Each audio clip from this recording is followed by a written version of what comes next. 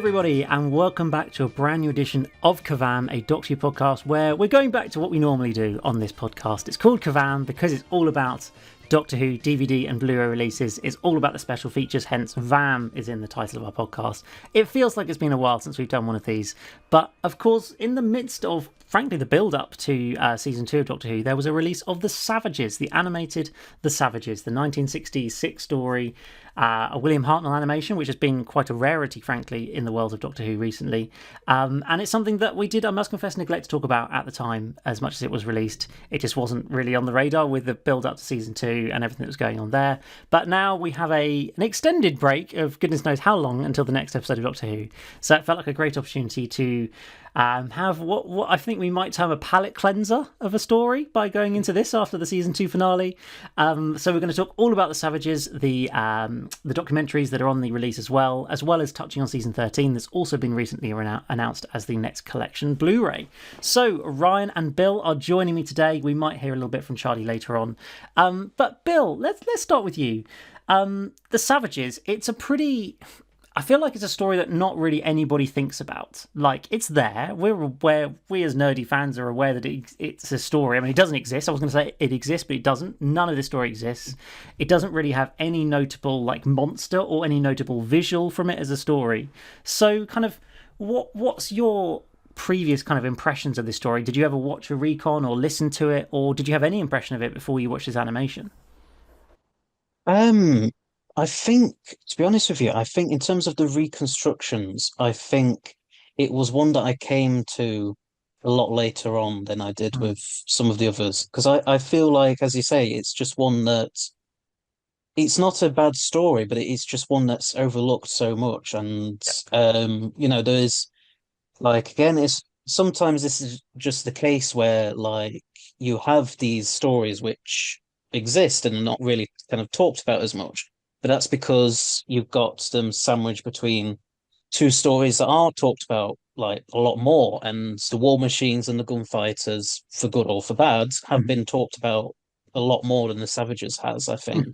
Yeah. And I, yeah, I don't know because to be honest with you, it's one that I forget about like quite easily. Like I kind of you can kind of know a general kind of like you remember a general gist of a story if you've watched it enough times. But even though I've watched The Savages at least a few times now, obviously with the animation as well. Yeah. Watching the animation earlier, I mean, I'd forgotten some of the things that actually happen in the story. Like I remembered like the most important bits, but I forgot like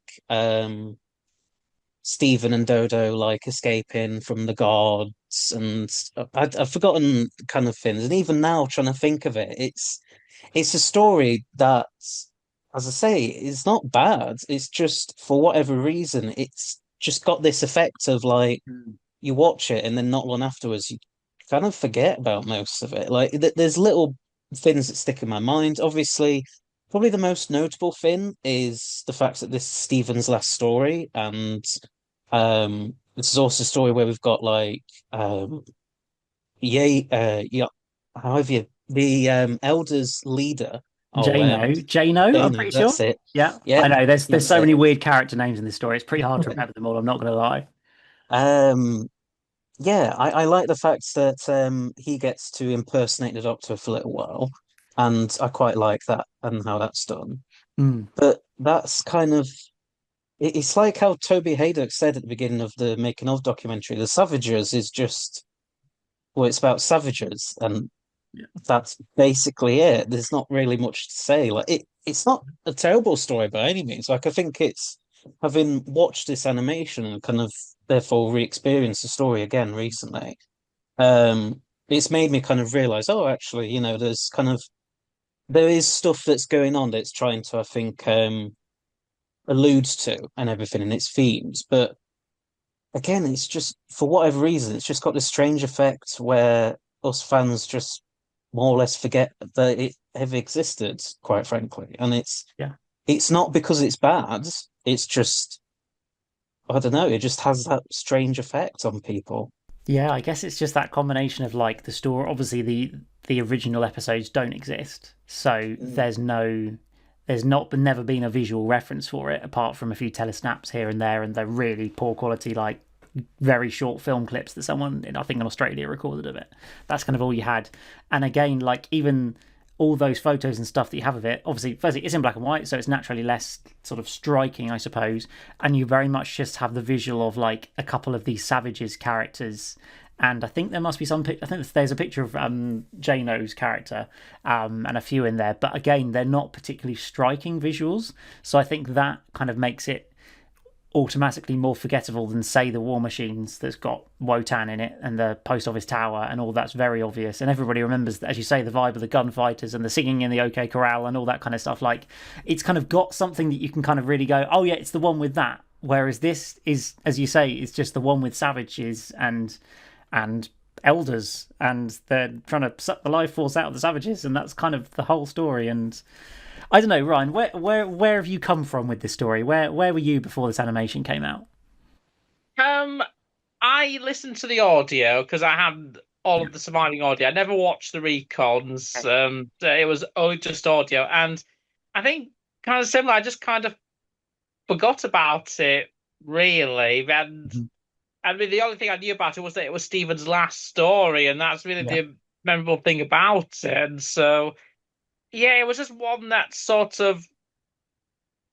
I mean, I listened to it. I followed the story, but afterwards it was just kind of almost in one ear, out the other kind of situation. It Yeah. didn't kind of stick with me in the way something like, say, the Daleks' Master Plan or even Celestial Toymaker did. Because Mm. you remember something about those stories. I mean, Daleks' Master Plan is a gigantic, epic story, and the Celestial Toymaker was very bold and weird and um had a lot going on there. And even with some of the lesser ones, like the gunfighters, and with all the singing that went on and on and on, at least there's something that like you remember it's a western, you Yeah. remember the vibe of it, and but yeah, with the Savages, it was kind of similar with the Ark to Yeah, I was some just extent. thinking about like is if I feel like if the Savages existed, it would kind of be comparable to the Ark in terms of sort of lack of being particularly memorable as a story, but Yeah, it exists with the Ark. yeah. And though I will say, even with the audio, I will say it is definitely better than the Ark. I mean, I think even with the visual, I think the Ark is just kind of forgettable to There's me. It some, was I feel always like there's some unintentionally funny moments in the arc though, with the main character, like the monoids have some ridiculous moments and lines and just moments like who can quite forget funny, but who can forget their Beatles haircut, yeah, man? I mean, it's exactly. so. There you go. See, you remember that about it. I mean, I do remember the monster design. That's the one Yeah, thing I remember about is the monoids. But yeah, yeah, for some reason, it was always on the very low bottom end of the William Hartnell era for me. mm, And with the Savages, it was better than that. But even then, it was still kind of, as I said, in one ear, out the other. So watching it with the animation, it did make it a bit more memorable for mm, me, absolutely. And yeah, it does have some interesting ideas in there, like these themes of like almost like imperialism, like almost, sort of like this outsider, like the high society of people, and you think they're the nice people, but actually it turns out they're the bad people. And yeah, again, it's yeah. similar things as in Galaxy 4 to a certain extent. I do feel like watching this animation, I get a lot of memories of Galaxy 4, and it's kind of like that sort of orangey feel, sort of outdoor yeah, space kind of vibe. I don't know, it just gives quite a lot of similarities in the feel of the animation, I think, to Galaxy 4, which is interesting because it's made by a different company, this one. yeah, it does feel like a better version of Galaxy 4 to a certain extent. It does feel Yeah, like a more memorable version yeah, of that. And Galaxy 4 is also a story that I would put in sort of the lower end of like the William Hartnell era. So it is definitely a better story that I give it credit for. I said it touches on themes like almost like imperialism, authoritarianism, yeah, colonialism, like yeah. taking stuff from this tribe and using it for their own benefit and trying to then get the doctor. And I will admit, it does have a good concept of Jano sort of taking on the doctor's essence. But in terms of in consequence of getting his intelligence and Yeah. life essence, he also ends up getting his conscious as well. And he Mm. changes as a result of it, which I think is a fascinating idea to it. Kind of similar to Galaxy 4, it does kind of drag on a bit at certain points. I did start to feel a Yeah. bit like, okay, you're sort of dragging this out for the sake of it. But although not as bad as it was with Galaxy 4, because I feel like Galaxy 4 and even the Arc, there were definitely points where I just feel like, okay, you're kind of dragging this out a little bit, which is weird because if you look at, again, Dalek's master plan, even though that is a massive, massive story, like 12 parts, 13 if you count Mission to the Yeah. Unknown, you never really feel that drag because you're constantly just like, oh, what's going to happen? They're stuck in this. They keep manage to find a way to keep you on the edge of your seat and excited with Dalek's master plan. Whereas even though Savages is kind of a smaller story, obviously 4 parts, Yeah. you do feel at that point you're kind of dragging this out just for the sake of it. And maybe if this was 3 parts, maybe I think it would have been better. But even that, it's still a solid, better story than I remember it. But even if it's not one of my absolute favorites from the William Hartnell era. Yeah, yeah, exactly. So Bill, for you, the animation, kind of the style of animation that we've got for this story, how well do you think it kind of works in bringing this story to life? I can only really comment because, as with all these animations, I only ever watch the black and white Sure. versions because I like to try and be as authentic to the 60s Mm. episodes as Yeah, yeah, possible. yeah, Um, so in terms of that, I think it wasn't too bad. I think the animation style, to be honest, is I don't think it's really changed for the past like couple of years, apart from obviously the Celestial Toymaker, but yeah. that was intentionally a very different thing.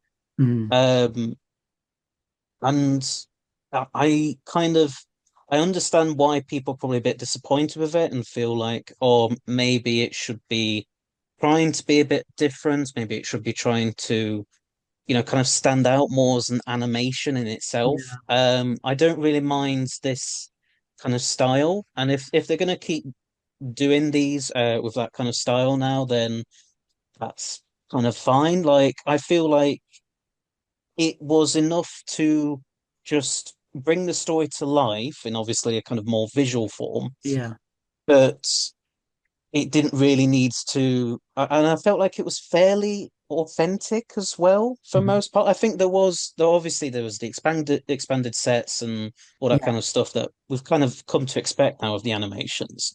And I get that that's always a controversial thing because some fans like myself are all right with it, but then others kind of Ian Levine. want it. Yeah, they prefer it to be a lot more kind of authentic to Yeah, original, stick to yeah, what we actually saw on screen or what we couldn't see in this case.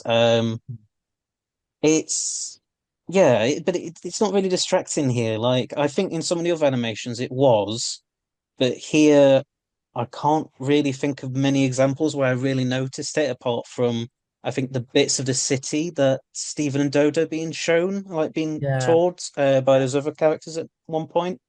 And I think that's mainly it, and maybe the hall as well that the elders are in. Yeah, they're certainly bigger than Um, they would have been in the original set, but I think that's kind of a good thing, really. It mm, shows the scale of this. It's meant to be like a whole city, like a whole almost world within a world, isn't it? So I feel like adding yeah, that scale is kind of quite exactly. effective for the storytelling.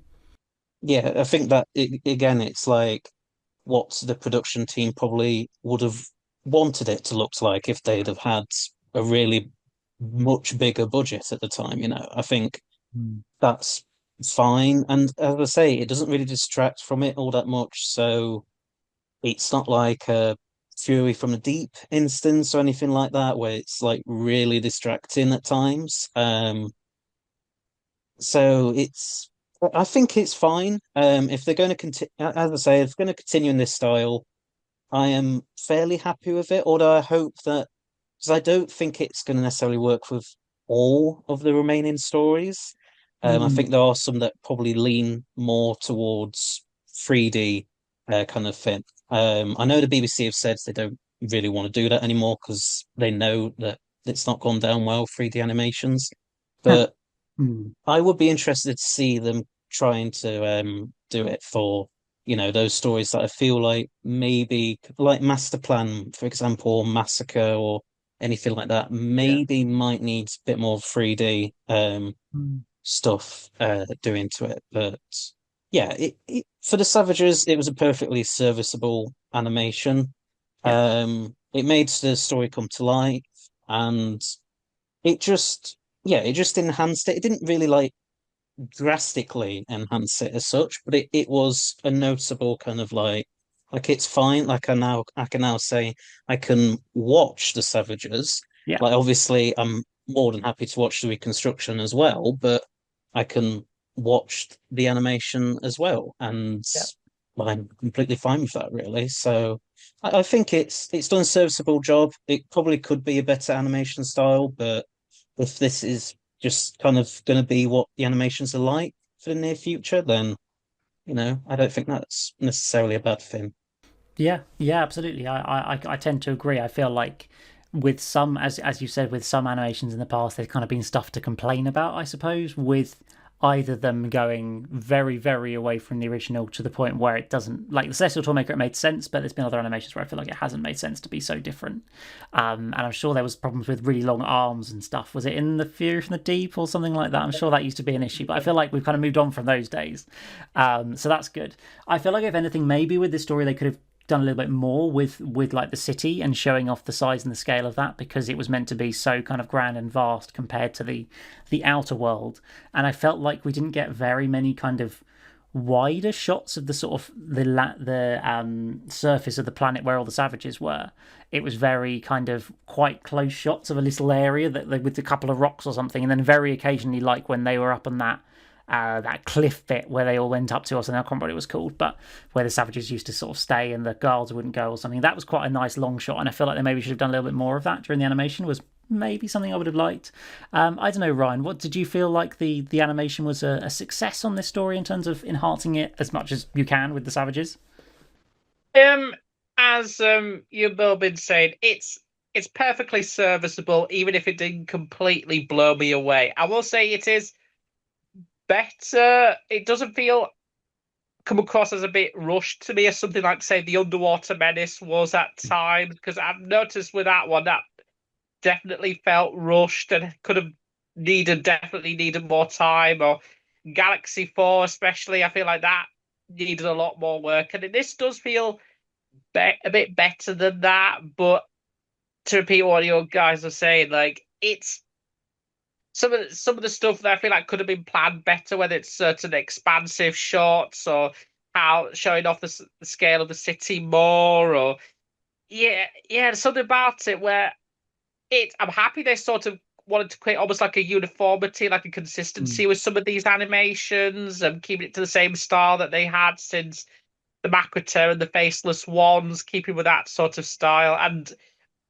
plaudits for them for going that route. But even then, I feel like they could still find ways to, do a lot more with it. Like Evil of the Daleks, they did a lot of with that one. That was so incredibly Yeah, well done how they yeah. did that. And I feel like that's kind of the high watermark we kind of feel like we need to achieve with these animations. And again, not to say that this one was bad, it was Mm. serviceable, but I feel like it just needed that bit more effort to help make it stand out more. And I know there was this whole thing about when them perhaps not wanting to continue with 3D animations, but I feel like it did work with Celestial Toymaker. I think they really, because that really surprised me, because I Mm. expected not to like it at all. It ended up being one of my favorite animations. I thought they did a superb job with the 3D in that one. I Yeah. mean, yes, Web of Fear was Was one to not forget. great.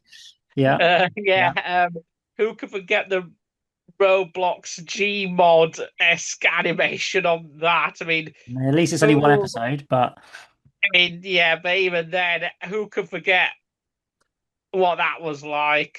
What were they thinking? So, yeah, but you could see clearly with Celestial Toymaker, they made some real improvements with the 3D animation. They did, and they actually put a lot of effort into it, and that felt different in a way that made sense in Mhm. and actually fitted with the sort of surrealness of that world and the vibe of that story, and that's where it really lent itself well to 3D animation. So I feel like with that they could have had more of the opportunity to use what they learned from that and maybe apply it to other stories, like say Dalek's Master Plan, for example. But yeah, if we're stuck with 2D animations and this is what we get, it's not a bad thing, but it feels like they could do so much more to help, really make it stand out from the rest. Yeah, yeah, exactly. I do tend to agree. And I think what you mentioned, Evil of the Daleks, as being one of the kind of the gold standard. I do feel like it also helps a lot having a much better story. Like, I sort of feel like the Dalek Master Plan, if and when they hopefully do that in the future, will end up being one of the best animations because the story is so good and lends itself to kind of visually interesting animation as well. So I sort of I feel like it's really hard to kind of disconnect like the pure, for want of a better phrase, animation quality or style to actually the quality of the story itself. And so I don't feel like there's as you say, there's nothing remarkable about the animation of the Savages. There's not a moment or a decision that's been made where you're like, wow, that's really clever, that looks really good, because it's just there's nothing in the story that really needs that. So it just kind of all looks quite good. And I feel like that's kind of it, really. I just don't think there's much more you can say. But one plot point I wanted to ask you about in the story is, of course, the fact that for some reason the elders know the Doctor already and have been following his travels through time and space. Apparently, they know nothing about his travels in time and space apart from plotting them on this weird sphere thing that they've got in there. So I don't know, Bill, you got any explanation as to how they successfully track the Doctor and know everything about him and also nothing about what he's been doing?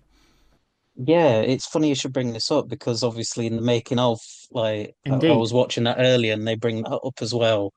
And yeah, it's really funny because once you bring it up, then you realize, oh yeah, because I think in the story itself, you kind of just take it Yeah, as you don't really think about whatever, it, do you? Yeah.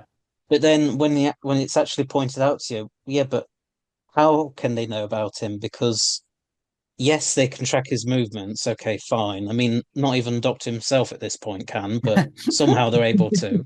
Yeah. Um, but then how do they know that he doesn't carry weapons? Yeah. How come they don't know about his companions? That makes no How sense. how how come they know Yeah. he's a traveler through space and time at all? Because they're charting his journey, sure, but to them, he would just be a little dot on their Yeah. fin. It wouldn't really be like that could mean anything to them. So then you must think, well, surely I think maybe there's an unmade like there's a lost story somewhere where it turns out the elders knew about the Doctor because I don't know, Shooty Gatwa or whatever had been there like a few hundred years before and There we go. told them all about himself. I don't know. That must be Uh, it. yeah, that is probably the best way of thinking of it, but And yeah, it is weird. why do the elders want the Doctor to come there? Is it just for him to join their like eldership? Like, is there any actual like Yeah. like what's the benefit for them of the Doctor coming and joining their thing when they seem to be doing pretty well by themselves? Like, they're taking all the life force from these savages, growing their amazing city. There's not actually anything going wrong, right? That they need the Doctor's help with or anything. They're just like, yeah, he's here, and then I don't know, Ryan, any thoughts, any answers? I wish I could help provide answers, to be honest. Yeah, it's space is warped and time is bendable. It's Great. I love it. Yeah. Yeah. yeah, I wish I could help provide the answers, but there we go. I mean, Clearly, this was going to be the original episode one of season three with Ncuti Gatwa. Before they changed the ending, this was actually going to be the next episode of the next season was going to be going back to like 400 years before the Savages, as you say, Bill, and the Doctor was going to come there and set something up, which means they know him, and then for some reason he then has to come back in the past, and it all gets very timey-wimey or something. I think that sounds pretty. I mean, based on Russell's record in the last two seasons, it wouldn't surprise me if you brought the Elders and the Savages back. yeah, exactly. And maybe turn Jano into a giant skeleton monster. There we go. There we go. You've got you know it. We all know the RTD textbook now. But anyway, we're not criticizing RTD today. It's not for this podcast. Let's talk about the making of, as you mentioned, Bill. Moving on to the making of, which, frankly, I think this has to go down as the longest making of documentary for an episode of Doctor Who there has ever been. It's almost an hour and 40 minutes long for a story that doesn't exist. Interestingly, it's produced. I was listening to an interview with Toby Haydock on Radio Free Skara a few months ago, and it's produced by one of the old producers of Newsnight. For some reason, he was also a Doctor Who fan, and now decided and think they invited him to come and produce a Doctor Who documentary, and he decided he wanted to do this one.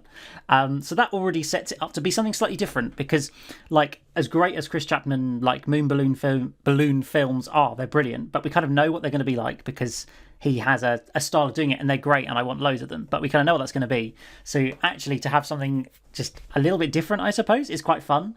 And I think this documentary that kind of sets out from the point of there's no production files about the Savages to tell us anything about what happened in the production of the Savages. There's hardly anybody alive who worked on it or who was in it, and the people who were barely remember anything about it. So how on earth do you find out anything about this story? And I think they did an amazing job over the course of an hour and a half to try and actually kind of find a lot of interesting stuff and tell us all about it. I don't know, Bill, what did you take from this rather extensive documentary?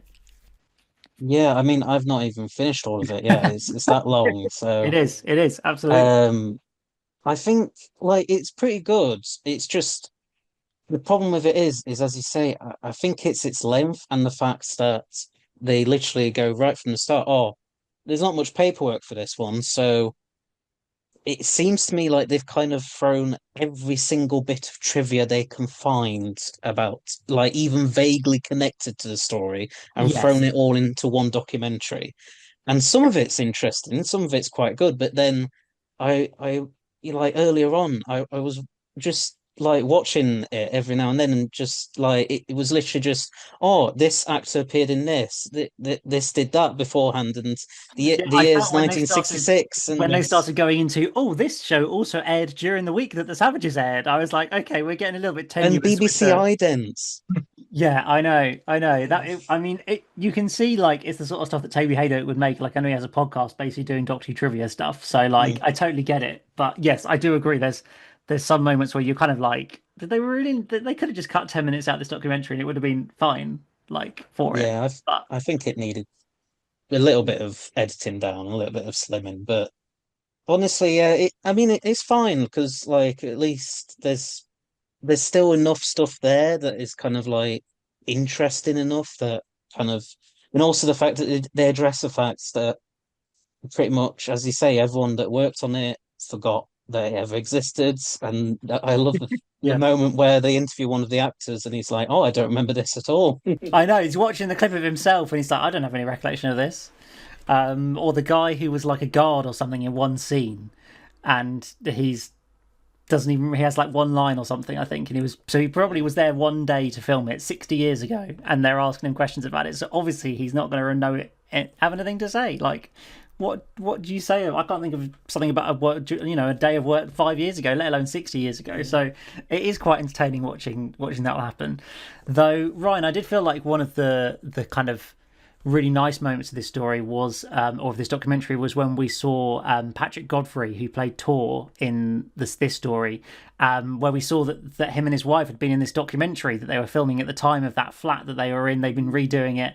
And then we find out that his wife was in 73 Yards as old Ruby as well. And I just thought that was such a great moment, like a kind of accidental moment, but actually that was really, really cool to kind of see this 60 years apart almost. They have their appearances in Doctor Who. I thought that was that sort of, as much as the guy clearly didn't remember anything of being in it, like he didn't have a clue what he'd done on the Savages, but just that after that much time they could say they've both been in it, I thought was just a great kind of accidental moment in the documentary. Yeah, definitely. I mean, when they started showing his wife Amanda Walker, I was a bit like, she seems familiar. Yeah, Where have I seen her before? exactly. And then it Yeah. goes 70 yards. I'm like, oh, Mm. oh yes, Yeah. it was Yeah. one of those gotcha moments, and Mm-hmm. yeah, I think it's really nice that they both appeared in a Doctor story together, and it does help bring it almost full circle with classic and modern. So Exactly. it was one of those nice moments, and yeah, this they were talking. You were talking about the length of these documentaries. It almost feels like they did this to kind of help substitute it for the inevitable future season three Blu-ray box set because Yes, definitely. obviously with these sets we always have these big feature length like documentaries involved, and maybe they did this to kind of prep it for that maybe in the future, even though I have a feeling this season three is going to take a long while to happen It's going to be the because last one. Let's be real. It's going to be. yeah. I feel like in the end, though, they will release it with some missing episodes on there. It won't all be animated, but I think they will save it until like the 26th release for season three. Yeah, you do feel like they were trying to kind of almost milk all this sort of content into this these documentaries as much as possible Yeah. as a way of facilitating the kind of the length of the inevitable box set we'll be getting in the future. And I didn't mind it, even if, as I said, there could have been some stuff that I didn't really need in there, but it was still a nice watch, and it was interesting hearing about yeah, all the different stuff that there was at least some interest that happened during the making of it. How it was the fact that it was the first one to actually use a quarry for an alien world. That was nice to hear because, of course, as we know, quarries have been substituted for many alien Yeah. worlds in the Doctor Who universe. So it fascinated how they used Callow Hill to use that area to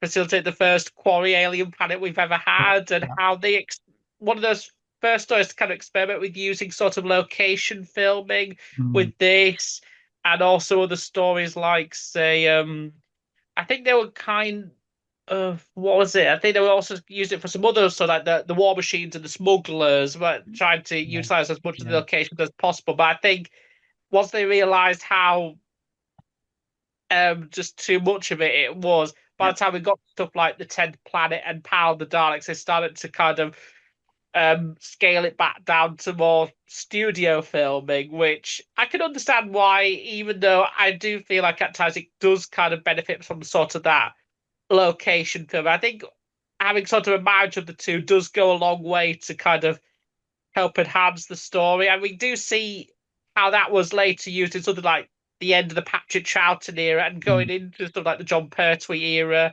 how they were able to do a lot of location filming with those stories. Yeah, exactly. And it's interesting to hear how this was kind of the first step towards that, even though the Dalek invasion of Earth was really the start of that because they used a lot of filming a lot in London for some of those major shots, like the Daleks on Westminster Bridge, and so it was interesting to hear how it had a lot of how they experimented with that, and hearing a bit about Ian Stewart Black, who is a solid writer. He did this, The War Machines, and the Macra Terror, which not the absolute best of the '60s, but they were still consistently solidly written, Mm.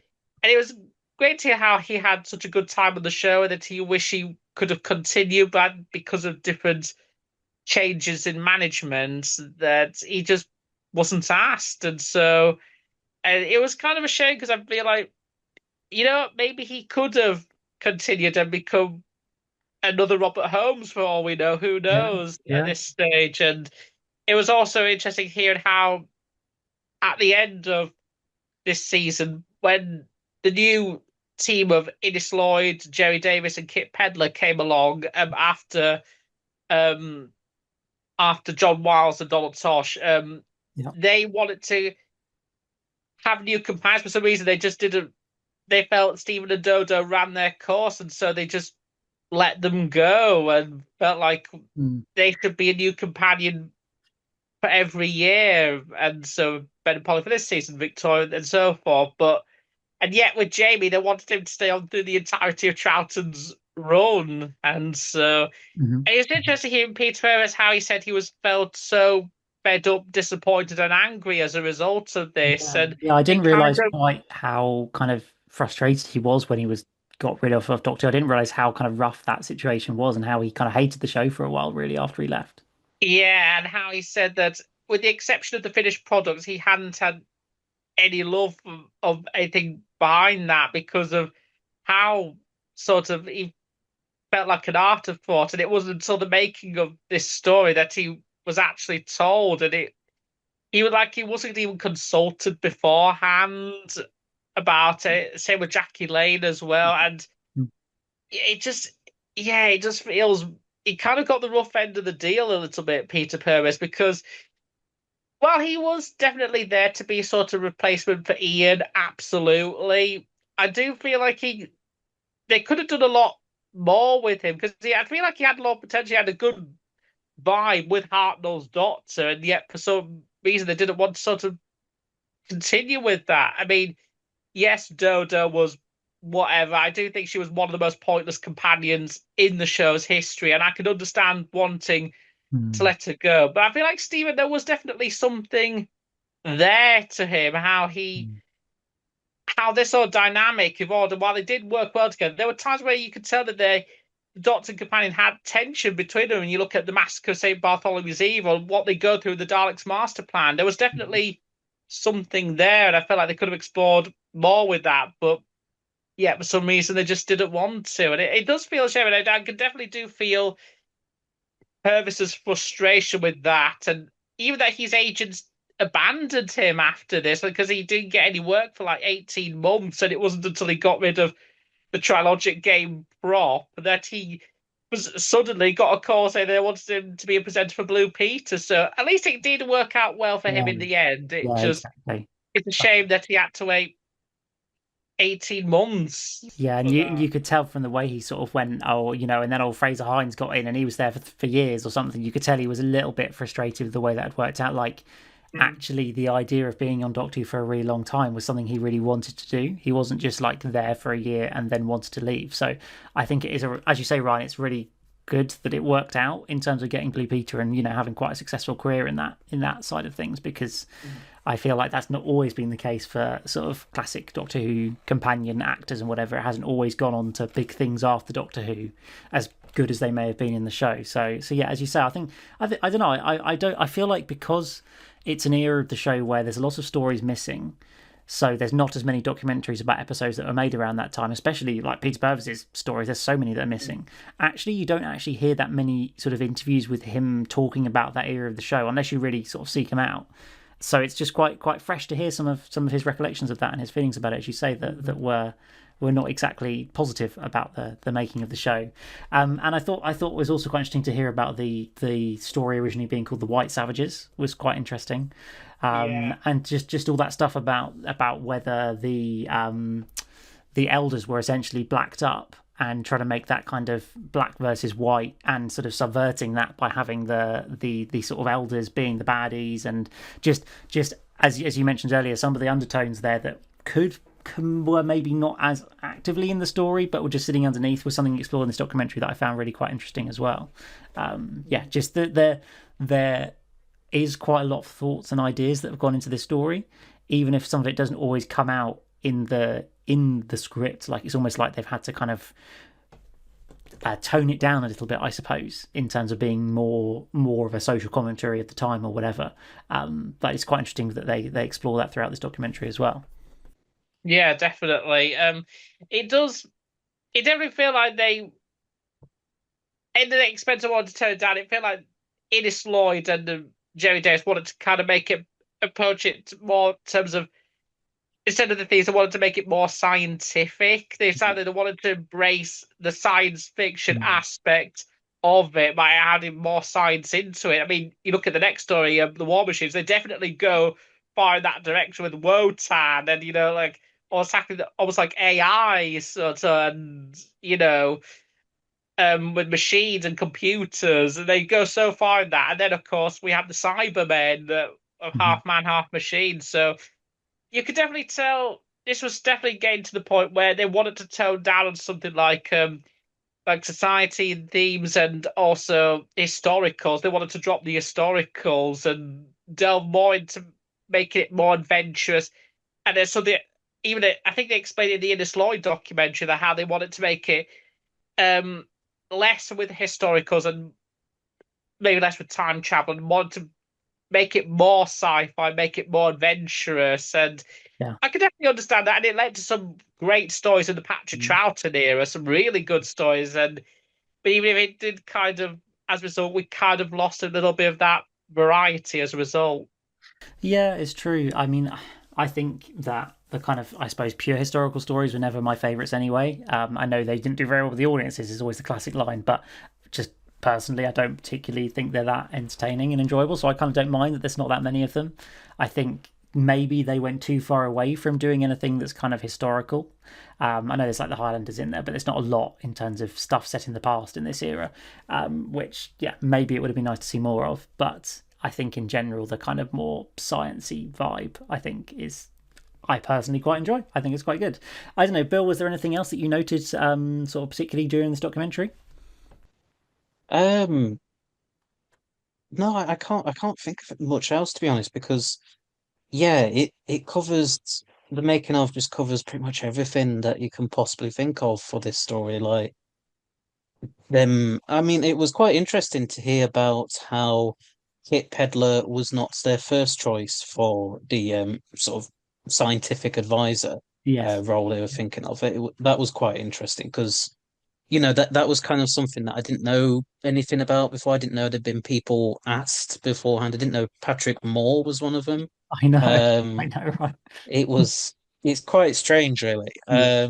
And then how kind of one of the other people who was considered and how his whole thing was all about like trying to halt the aging process and Yeah. how that factors into the savages as Uh, basically being what the elders are doing with the life forces of the savages, yeah. and then how it then ties into later on in even in terms of the doctor's regeneration and Mm, getting a new younger face and everything. I thought that was quite interesting. And yeah, I agree with like what was kind of being put in that bit of the documentary where it was like we don't necessarily think that like they consulted this guy about it beforehand, yeah. but it's probably likely that like they saw this stuff coming out in like early 1966 Yeah. and probably thought actually that we could make some really good Doctor Who stories out of this. And Mm, and to be fair, that is something that is quite kind of interesting, actually, about the savages. yeah. I agree. I agree. Absolutely. Well, I think overall this is it's a pretty strong documentary. I was unsure about the length of it. I did think it was going to be too long, and I felt in general it keeps you interested. I do think that maybe it could do with being 10 or 20 minutes shorter than it is, but I feel like in general there's enough in there. And Toby Haydock's always a great host for a documentary like this. He's always entertaining. He's as much of a fan as any of us are, so he's kind of coming at it from the right perspective, I think, for the audience watching it, which I think always works really, really effectively.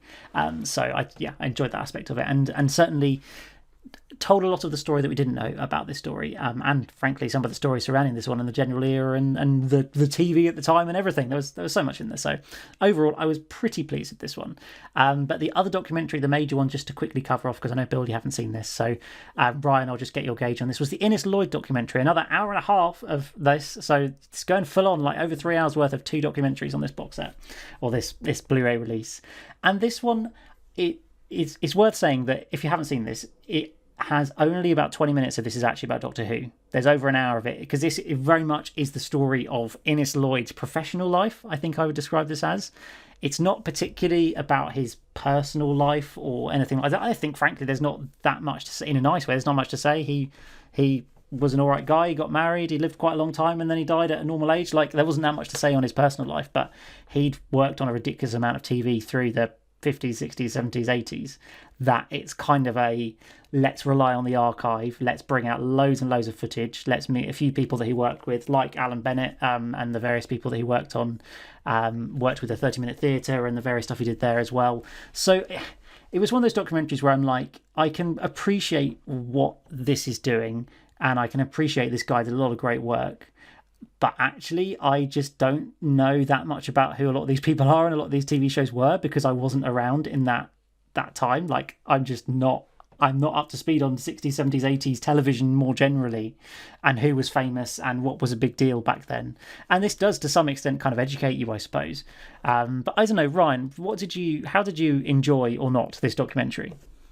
It was a fascinating documentary, not one of my favourites, but it definitely gives the impression of a person who was very organized, who wanted to keep things organized. He liked someone who liked organization, which is always ties into how some of his beginnings, how he joined the Navy at Yeah. a quite a young age during the Second World War, and Hmm. how the organization there led to him wanting to be like a manager of different things. And he started off as a studio manager, managing Yeah. presentation and helping with OBs, outside broadcastings, like the first of the Queen's speech on Christmas and all these different Mhm. broadcasts. And he was quite involved in quite a lot of um, famous productions. And it was interesting of how how he got involved with Doctor was the fact that he didn't like science fiction at all, and he was Yeah, I thinking, know. "Oh, and why would he want me?" And Sidney Newman said, "Look, you either do this, or else if you don't do this, then you probably won't get on the TV." And so he tried it, and he ended up loving it, and he found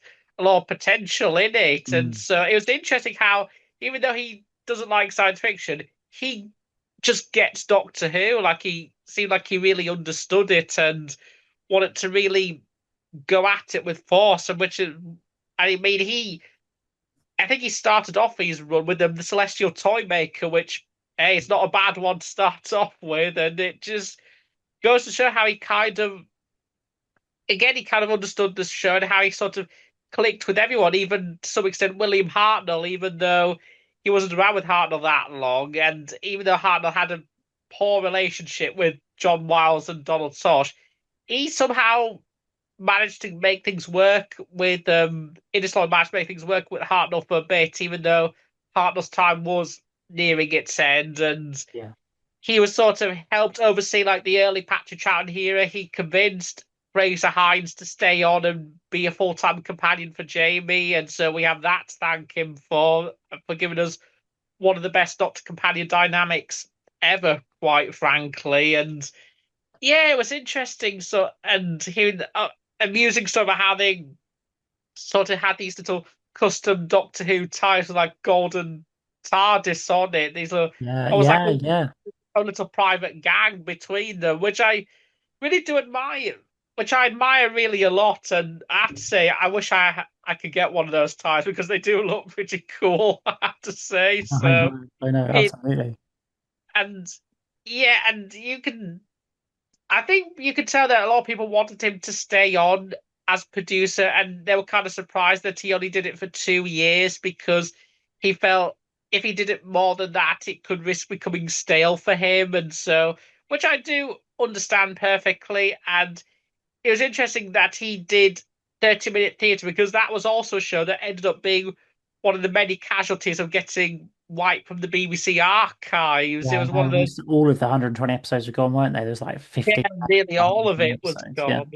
yeah, And it's a real shame that some of his work that he hearing from others, you could tell he was really proud of, ended up mm, getting just scrapped, which just goes to show the complete negligence of that department at the time and how they didn't really see the foresight of the advents of, home media and streaming and mm, so forth, where it could have had a second life. And it was a real shame. And yeah, you could tell that he really liked, that producing and managing. It was really in him. It was something that he seemed really passionate about, and yeah, he said some really, really good about how he feel like the relationship between like a producer and director is very crucial. That it depends on trust and honesty, and they should never take each other's roles for granted, and they should both share like tenacity and honesty. And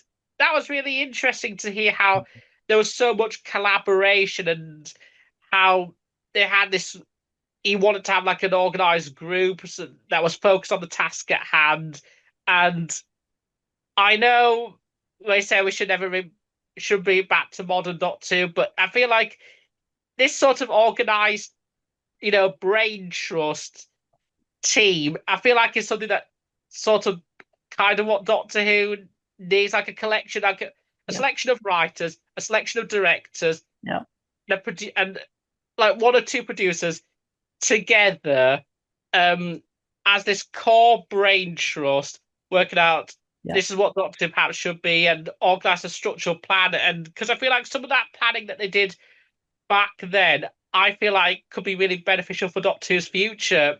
I feel, and I don't know, something what Innes Lloyd was saying kind of made me feel like maybe some of that thinking, that planning, is perhaps what could be beneficial for the show's future. I don't know. For some reason, I didn't. Yeah, it was interesting hearing about the collaborations that he had with some really famous people, like you say, Alan Bennett, Michael Palin. That was really good to hear from him, and also a director like Stephen Frears, who's gone on to do some other good films. Yeah, I feel like he led a very interesting life. Did Innes Lloyd, and it's kind of like Doctor Who is actually really kind of a small part of his career, frankly. Like when you watch the documentary like that, because we obviously only really think about Doctor Who when we think of Innes Lloyd, but that's like what 2 years of his life in reality in a TV career of like 40 years or something. Like it's so small. Where he was doing Wimbledon, he was doing big royal events, and then he was producing so many different comedies and dramas and everything. So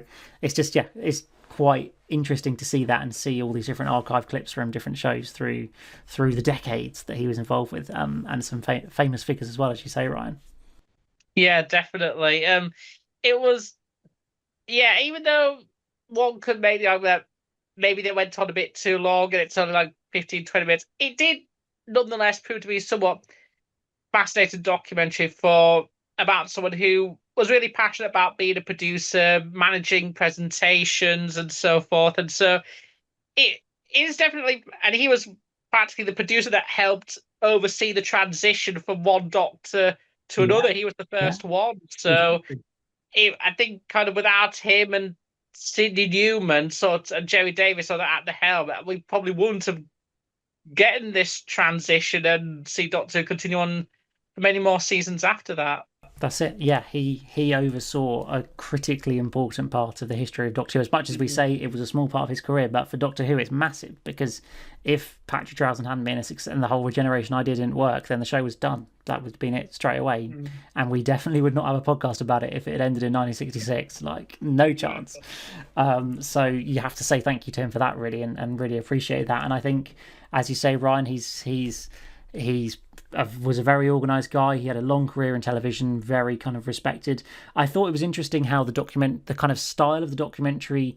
I feel like a lot of documentaries about kind of Doctor Who figures in the past, especially ones who've passed away, are often quite kind of, I suppose, emotional, for want of a better word. They kind of really pull on that, like building through their career, then they have a difficult period, and then they pass away at some point, and that's always kind of quite a lot of emotion built into that. But it felt like this documentary, as much as it's sort of anchored by Innes's wife, who sort of talks through all those different projects that he worked on through his career, it doesn't feel like that's quite as there's they're not sort of milking that for an emotional moment, really. It's very much just kind of framing his career as a whole. And actually, from what you learn of this documentary, it sounds like he just had a pretty happy life, really enjoyed making television, and did it for a really long time, and it was really great. Like that seems to just be the way it was for him, really. There wasn't any sort of deeper or more dramatic story, I suppose, that needed to be told. And I think that's definitely okay. Like, it doesn't need to be like that. In not everybody's lives are like that, I suppose, as well. Yeah, definitely. And it was also a little interesting fact that it was all narrated by Jane Asher, who Doctor Who fans will know played Andrea Yates in one of the best episodes of the Sarah Jane Adventures. Whatever happened to Sarah Jane? So yes, it's very true. I was trying to work out what the reason or the connection for doing that was. I don't know. Is there a connection to Innes Lloyd for her? Do we know? No, I think it's because of the fact that she was involved in the Doctor Who universe, and although admittedly she was in one of the best Sarah Jane Adventures episodes ever. So it's true. Maybe it's probably just the case of whoever, I think it was Charles Norton, produced this documentary. He probably just was mates with her or something and was having a conversation with her and was like, "What, do you want to come in and voice a documentary about a Doctor Who thing?" And she was like, "Yeah, sure, I'll take the money. Why not?"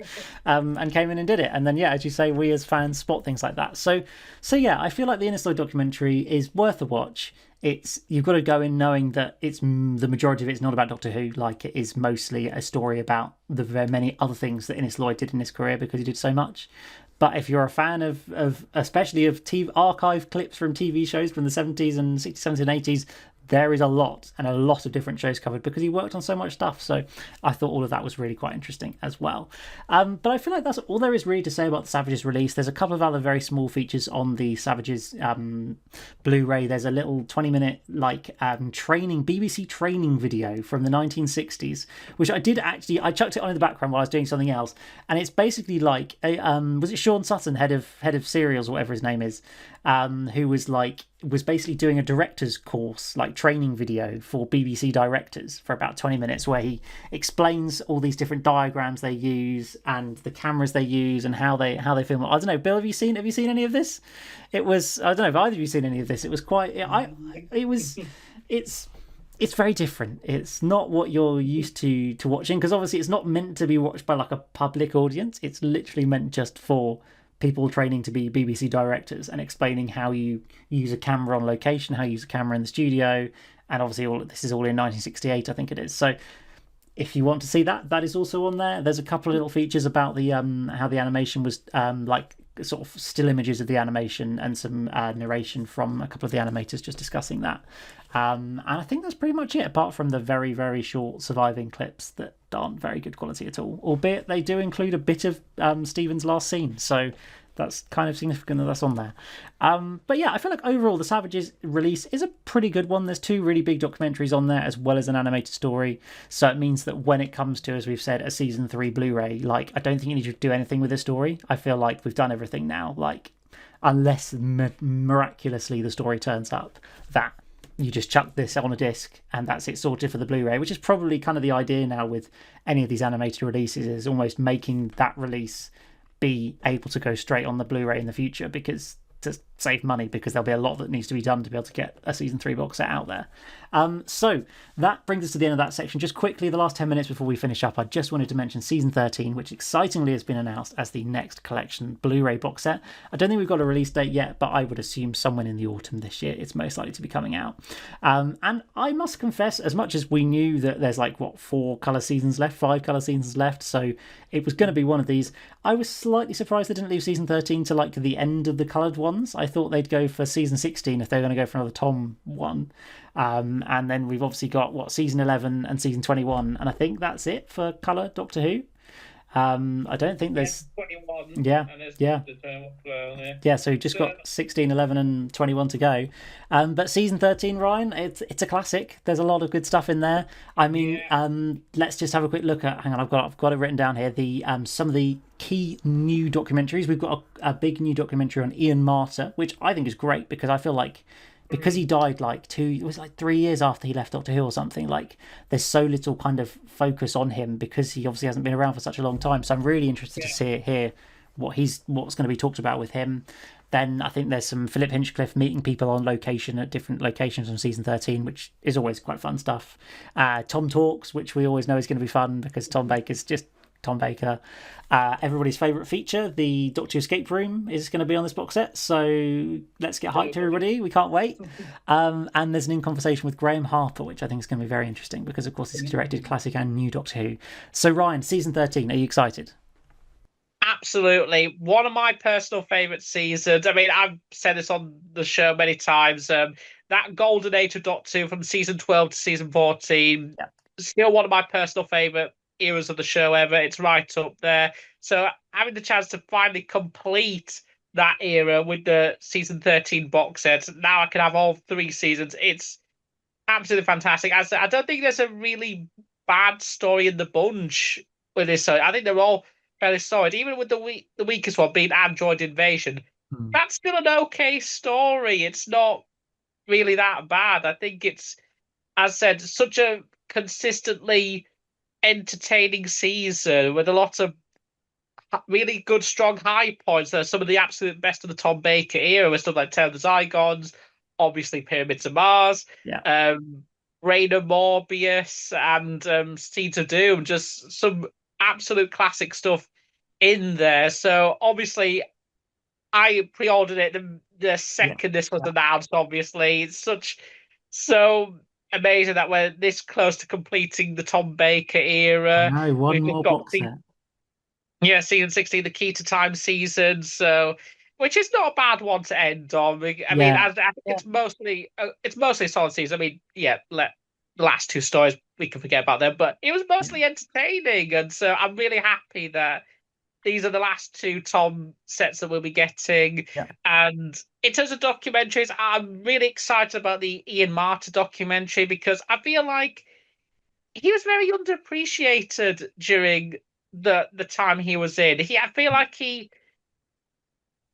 obviously I think Harry was created to be a substitute for to be like the Harry the Ian or Stephen sort of Yeah. action hero role because originally they were going to have an older Doctor in mind akin to Mm. William Hartnell, but because Tom was cast and could do the physical stuff, Harry was not really needed anymore. And I do feel like it was a missed opportunity because I thought Ian Martin brought a real sort of lightness and charm to Mm. the role, and that sort of dynamic between Tom's Doctor, Sarah Jane, and Harry. I feel like that sort of lively dynamic for me, I don't think was really seen again until I guess the Matt Smith era when he had Amy and Rory. So I feel like he did bring a lot to it, as short as it was, and so I'm happy we are getting a documentary about Ian Marter's time on the show and perhaps how he felt about it and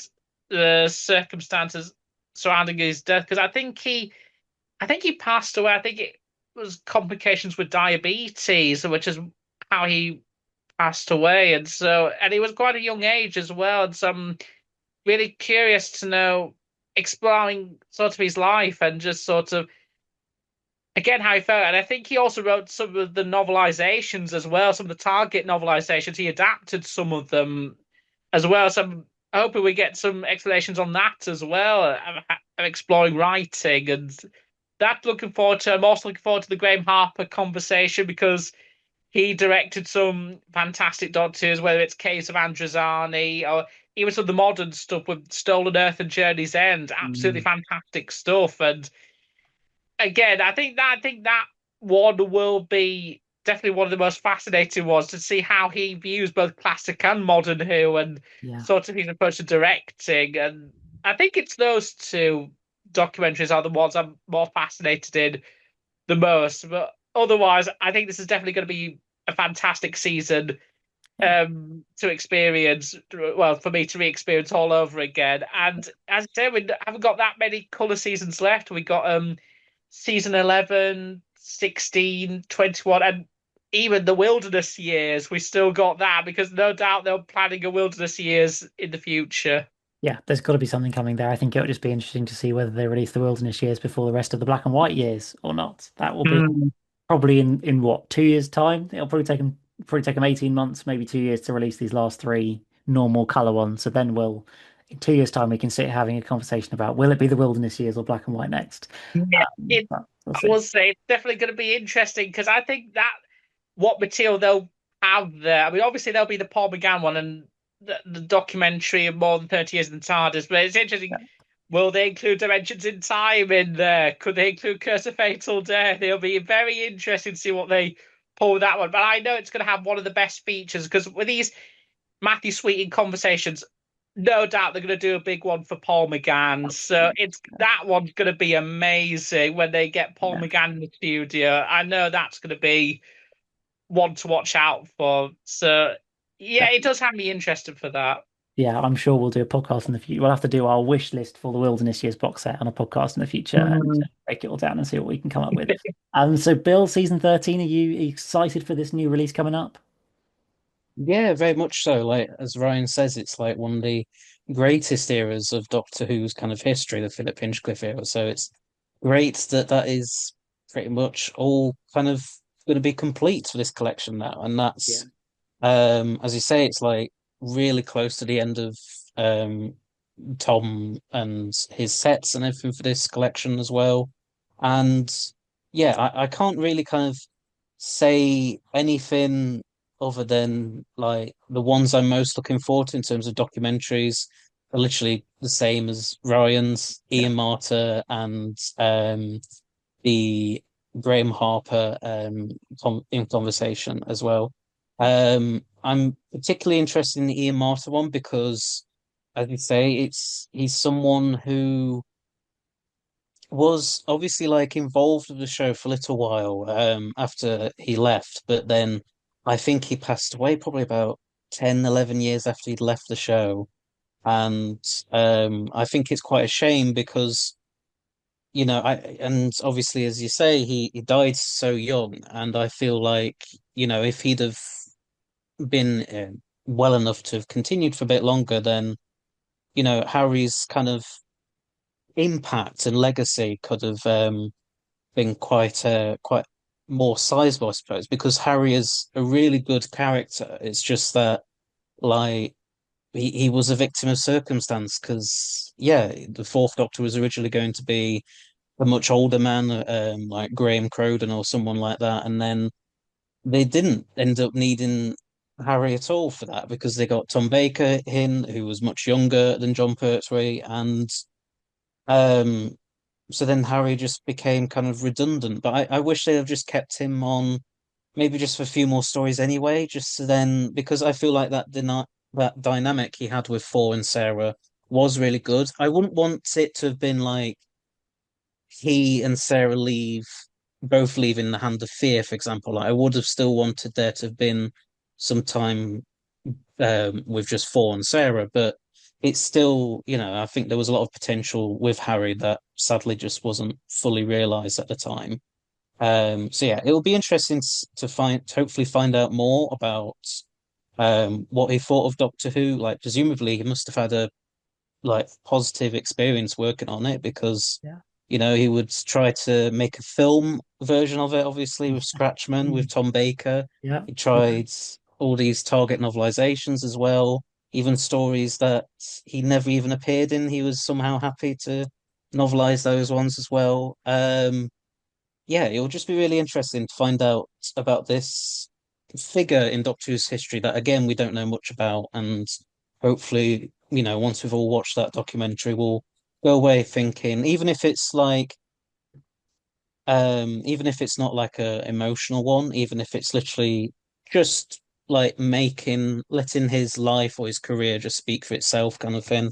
Yeah. It'll still be really interesting just because we just don't know much about him, like us kind of more modern kind of younger fans, especially. Yeah. It's just yeah, there's not much to say kind of with Ian Martin, so it'd be interesting to find out more about him. And Graham Harper, yeah, it's interesting that they included it with season 13 because like I know he started working on the show around about this time, but I was expecting it to be more like season 21 that he might have Mhm. done a in conversation with, Yeah. considering he directed Caves of Androzani and he's quite well remembered for doing that and everything. But yeah, two very solid new special features there. The Philip Hinchcliffe thing, like I think that's more just going to be a bit of fun, like a bit of Yeah. fluff, just to say like, oh, here's some locations we're going to Get some nice revisit from drone season shots over a 13. quarry or whatever.